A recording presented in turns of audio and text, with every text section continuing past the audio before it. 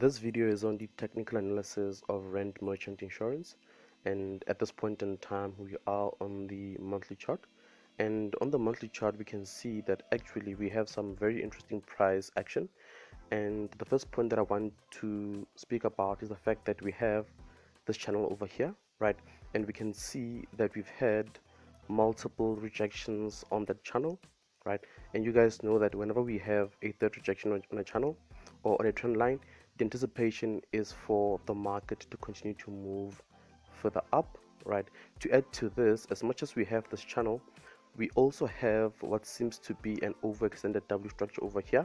It's an overextended W structure because that first leg is much lower than that second leg, and it has a neckline at that point. And you guys know that whenever we have W structures, ideally we want to see price breaking to the upside of that neckline, coming back to the neckline to give it a test, and at that neckline is generally where we look for those potential buying opportunities. That's where we look for those potential buying opportunities, right? Anyway, I'm just going to add that trend line that I just spoke about. Just bear with me while I do so. Let's have a look. Let's see. We could say that this is the trend line that I just spoke about just now. Just bear with me. I just want to make sure that my line is in order and as close to perfection as possible, just to ensure that ultimately when I do make any buying or selling decisions for that matter, my analysis is pretty much accurate. And I'll just make it a different color as well. Let's just make it a blue. There we go, more or less, right? There we go, there we go, there we go. And we can see, guys, as I said, we've had a rejection at that point, a rejection at this point. In the future we may get a third rejection, and that would confirm that indeed the market is more likely to move further up, right? The next thing that I spoke about, guys, is the fact that we have, as I said, this W structure with a neckline at that point. So what I'm going to do now is just add a neckline to that W structure. And just remember that necklines are areas and not so much actual lines. So we can say that this neckline is more or less at that level. And guys, as I said, whenever we have these W structures, we want to see price breaking to the upside of that neckline, coming back to the neckline to give it a test. And where we have that neckline rather, is where we generally look for those potential buying opportunities, right?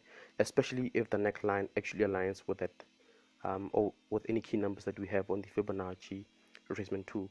So I'm just going to utilize the Fibonacci retracement tool just to see if that neckline actually aligns with any key numbers that we have on the tool. Just bear with me. Let's have a look.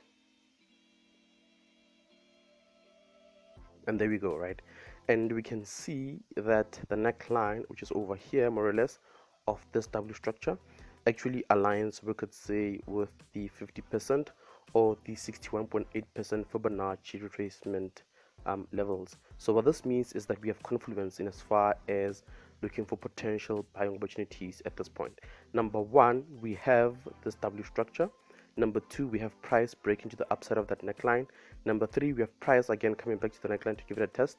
And at this point, we have the neckline aligning with both the 50% as well as the 61.8% Fibonacci retracement levels, right? So we have a lot of reasons for why at this point over here we should be looking for those potential buying opportunities, right? However, having said that, we're not just gonna buy just by virtue of having those four reasons. We need, in my humble opinion, more reasons at this point to be, looking for, or rather to be, buying, right? Anyway, from here, what I'm gonna do, guys, is head down to the weekly chart and let's see what's happening down there. Let's have a look. Let's see. Remember, guys, we spoke about how this level over here, where we have that neckline, we should be looking for those potential buying opportunities, right? And we had said that we have this W structure over here, but let's zoom in on the weekly chart and see what's happening, right? So as much as we had said that at this point we should be looking for those potential buying opportunities, just note that we have an opposing structure over here, right? What we have is an M structure right over here, which has a neckline at that point, right? And similar to W structures, whenever we have M structures, we want to see price breaking to the bottom side of that neckline, heading back up to the neckline to give it a test. And generally speaking, where we have that neckline is where we look for those potential selling opportunities. So I'm just going to add a neckline also for that M structure or double top. and just bear with me while I do so. Right, there we go. We could say that the neckline is around that level. So what does this mean, guys? What this means is that in hindsight, buying at this point is actually a bit tricky, or risky rather. Why do I say so? That is because we have, as I said, this opposing structure, which is an M structure, and we might see the market actually move up to around this level to give it a shot, or rather to give it a test, and at that level we may potentially see the market actually move further down to around these levels over here. Why do I say those levels?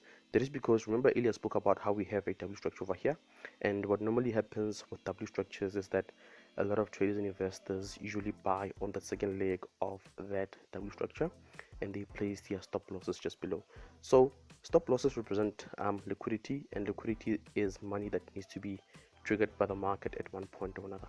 So we have a lot of stop losses that are located in and around this region, and we might see a situation where the market actually moves further down to trigger all of those stop losses, right? And then we may only see the market move further up, right?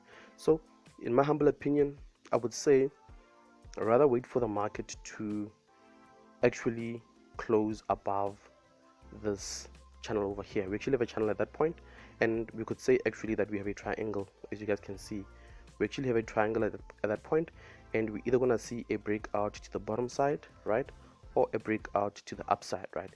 But given that, as I said earlier, we have this huge W structure with a neckline at that point, and we have the neckline aligning with two key numbers that we have on the Fibonacci retracement tool.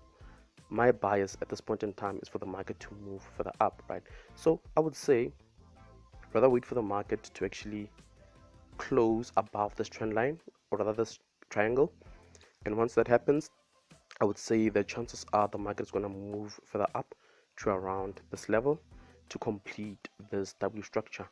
Or if price from where it is moves further down to around these levels, I would say wait for the market to complete that stop hunt of those stop losses that are located within this region, and then only look for those potential buying opportunities. And I believe that we should be looking for those potential buying opportunities at this point, and the market, in my humble opinion, would then give us this huge W structure, right,